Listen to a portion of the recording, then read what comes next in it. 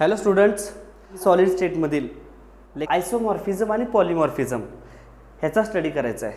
Okay, आता आयसोमॉर्फिझम आणि polymorphism का शिकायचं आपल्याला, का मेन उद्देश आहे त्याचा शिकण्यासाठी इथं, किंवा ह्या टर्म्स कशाला टाकल्या सॉलिड स्टेटमध्ये, तर आपल्याला का शिकायचं आहे, कारण जर आपल्याला डिफरंट टाईपचे जर सॉलिड्स दिलेले असतील, डिफरंट टाईपचे सॉलिड्स दिलेले असतील आणि त्या सॉलिडचं क्रिस्टलाइन स्ट्रक्चर सिमिलर आहे का डिसिमिलर आहे हे चेक करण्यासाठी आपल्याला आयसोमॉर्फिझम आणि पॉलिमॉर्फिझमचा स्टडी करायचा आहे.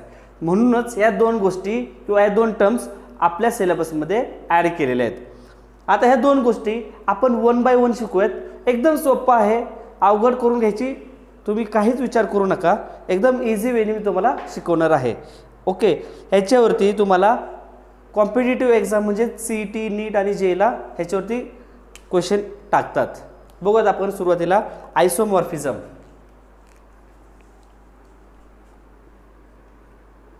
आयसोमॉर्फिझम. ओके, आता आपण वर्ड जर बघितला तर वर्डमध्ये दोन डिफरंट वर्ड आहेत, त्याचे दोन डिफरंट मिनिंग्स आहेत, दोन डिफरंट फिजिकल सिग्निफिकन्स आहेत. ते म्हणजे कोणते? आयसो म्हणजेच सेम, आयसो म्हणजे सेम.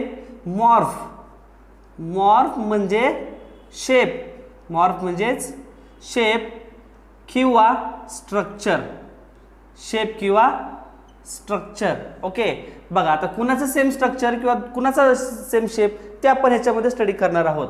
आता ह्याची एक्झॅक्ट डेफिनेशन काय आहे आयसोमॉर्फिझमची? Two or more substances having same crystalline structures. Two or more substances having same crystalline structure. Such type of substances are called as isomorphous substances. Okay, मी परत एकदा रिपीट करतोय. Two or more substances having same crystalline structure. Therefore, this type of substances are called as isomorphous substances. Okay, for example हा एक duster आहे आणि हा एक पेन आहे. हे दोन्ही वेगवेगळ्या प्रकारचे सबस्टन्सेस आहेत. जर ह्या दोघांचं क्रिस्टलाइन स्ट्रक्चर जर सेम असेल तर ह्या दोन सबस्टन्सेसला आपण आयसोमॉर्फिक सबस्टन्सेस असे म्हणतो. ओके, आयसोमॉर्फिक सबस्टन्सेस डेफिनेशन लिहितोय मी. Two or more substances, two or more substances having same crystalline structure, having same crystalline structure, therefore it is called as isomorphic substances. Therefore it is called as isomorphic substances. Okay, आता आपण कसे ओळखायचे की हे substance आयसोमॉर्फिक आहेत का नाहीत? त्याच्यासाठी त्याच्या दोन कंडिशन्स आहेत.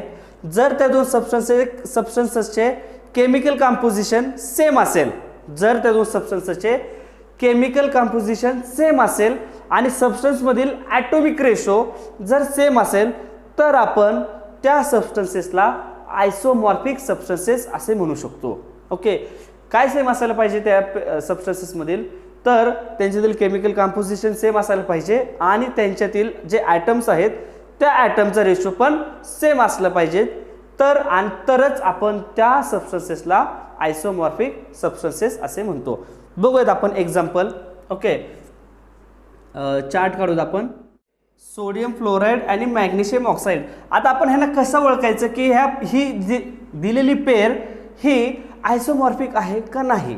आताच मी जसं सांगितलं की ह्याच्यासाठी कंडिशन्स आहे. त्यांचं केमिकल कंपोजिशन सेम असायला पाहिजे, त्यांच्यातील ॲटॉमिक रेशो सेम असायला पाहिजे. ज्यावेळेस ह्याचा ॲटॉमिक रेशो ज्यावेळेस एक येतो किंवा सिमिलर येतो त्यावेळेस ते सबस्टन्सेस आयसोमॉर्फिक आहे असे आपण म्हणू शकतो. बघूयात आपण.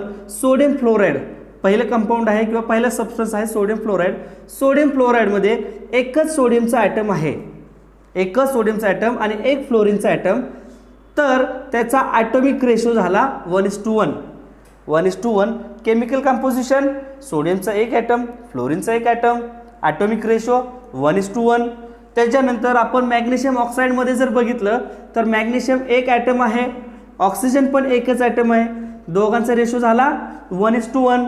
केमिकल कंपोजिशन मॅग्नेशियमचा एक ॲटम, ऑक्सिजनचा एक ॲटम, म्हणून chemical composition 1:1 for oxygen and for magnesium and the atomic ratio is 1:1. इथं पण 1:1 रेशो आला, इथं पण 1:1 रेशो आला, म्हणून दोघांचा ॲटॉमिक रेशो आला 1:1. म्हणून दोघांचा ॲटॉमिक रेशो आला 1:1 आणि दोघांचंही एकच क्रिस्टलाइन स्ट्रक्चर आहे, ते म्हणजे क्युबिक. ते म्हणजे क्युबिक. ओके, आता आपण दुसरं एक्झाम्पल पाहूयात. ते म्हणजेच सोडियम नायट्रेट आणि कॅल्शियम कार्बोनेट.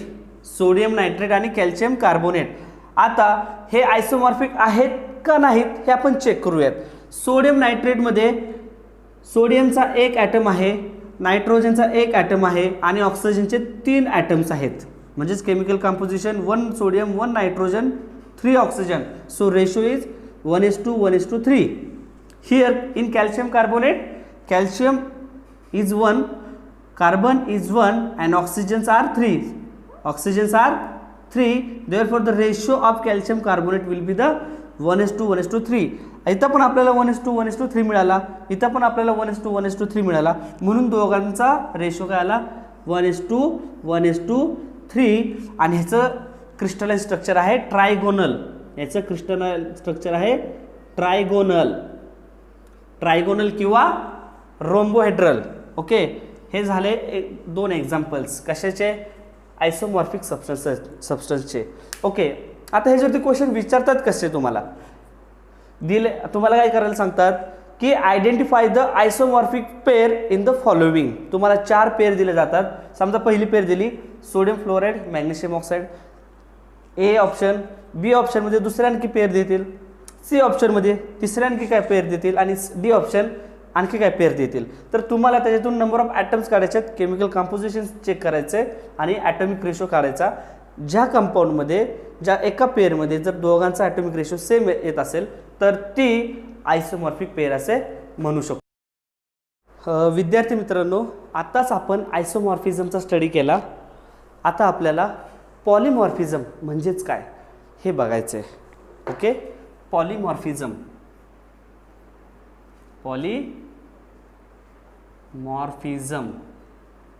ओके, जसं आपण आयसोमॉर्फिझममध्ये 2 वेगवेगळे वर्ड होते, त्या 2 वर्डचे वेगवेगळे डिफरंट मिनिंग्स होते, त्याचप्रमाणे पॉलिमॉर्फिझममध्ये पण 2 वेगळे वर्ड्स आहेत आणि दोन्ही वेगळ्या वर्डचे वेगवेगळे मिनिंग्स आहेत. बघूयात आपण कोणते 2 वेगळे. Polymorphism. Poly means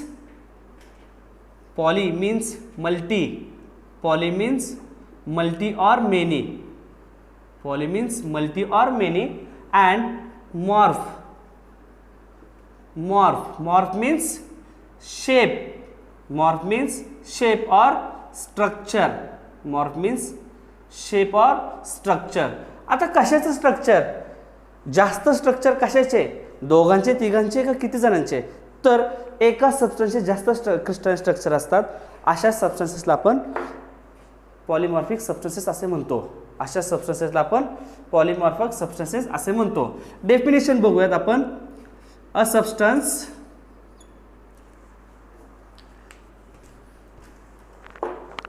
a single substance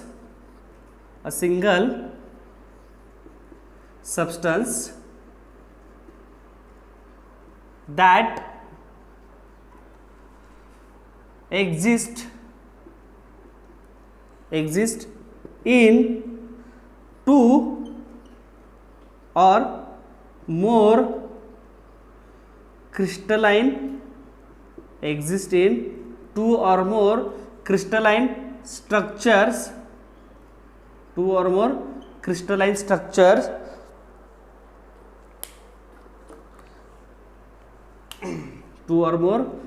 structures therefore this type of substance are called as polymorphic substances. Definition काय सांगितली बघा. A single substance that exists in 2 or more crystalline structure, that type of substances are called as polymorphic substances. Are called as polymorphic substances. Okay, polymorphic substances म्हणजेच जर आपल्याकडे एकच substance असेल, substance असेल आणि एका सबस्टन्सचे एकापेक्षा जास्त जर क्रिस्टलाइन स्ट्रक्चर असतील तर अशा टाईपच्या सबस्टन्सेसला आपण काय म्हणू शकतो, पॉलिमॉर्फिक सबस्टन्सेस. माझ्याकडे एकच सबस्टन्स आहे, जर एकच सबस्टन्स आहे आणि एका सबस्टन्सचे जास्त टाईप्स आहेत किंवा क्रिस्टलाइन स्ट्रक्चर्स आहेत तर अशा टाईपच्या सबस्टन्सला आपण पॉलिमॉर्फिक सबस्टन्सेस असे म्हणतो. आता पॉलिमॉर्फिक किंवा पॉलिमॉर्फिझमला आपण दुसरा एक वर्ड पण आहे, त्याला आपण म्हणतो ॲलोट्रॉपी. त्याला आपण म्हणू शकतो allotropic. Polymorphism is also called as allotropy. Is called as allotropy. Allotropy आणि पॉलिमॉर्फिझम सेमच वर्ड आहे. जे डिफरंट सबस्टन्सेस मिळणार आहेत ते डिफरंट सबस्टन्सेसच्या फिजिकल प्रॉपर्टी पण काय मिळणार आहेत, आपल्याला डिफरंट मिळणार आहेत. म्हणजेच काय, polymorphic substances are formed under different conditions. Polymorphic substances are formed under different conditions. Okay, बघूयात आपण. पॉलिमॉर्फिक substances are formed under different conditions. ओके, जे सबस्टन्स तयार होतील पॉलिमॉर्फिक सबस्टन्स, प्रत्येक सबस्टन्सचे कंडिशन्स काय असणार आहे, वेगळे असणार आहे. प्रत्येक सबस्टन्सची फिजिकल प्रॉपर्टी वेगळी असणार आहे. एक्झाम्पल बघूयात आपण. पहिलं एक एक्झाम्पल घेऊयात, कार्बन. ओके, पहिलं एक्झाम्पल घेऊयात आपण, कार्बन.